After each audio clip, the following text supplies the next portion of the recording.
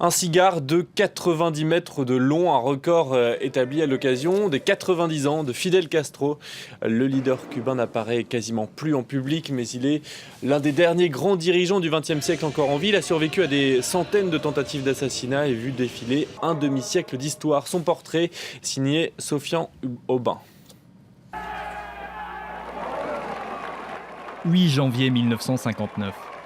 Celui qui ce samedi célèbre son anniversaire entrait triomphalement à La Havane. Sans formation militaire, ce jeune docteur en droit a mis en déroute une armée de 80 000 hommes. Le dictateur Batista prend la fuite. Fidel Castro s'empare du pouvoir à Cuba. C'est le premier jour de près d'un siècle de règne sans partage sur l'île. Le règne d'un orateur qui fascine encore certains. À dire vrai, je l'ai eu seulement 2 fois en face de moi.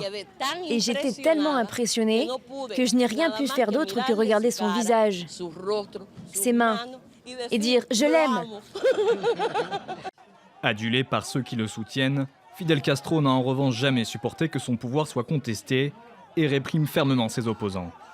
Plus d'1 million de Cubains ont fui le pays au cours de ses 50 ans au pouvoir. Fidel est l'homme des « et ». Il est égotiste, égoïste et égocentrique. Totalement isolé pendant la guerre froide, le régime castriste est soumis à un embargo total par les États-Unis. Mais Fidel Castro demeure aux commandes et 44 ans après la rupture des relations diplomatiques avec Washington, le vieux leader savoure une revanche historique.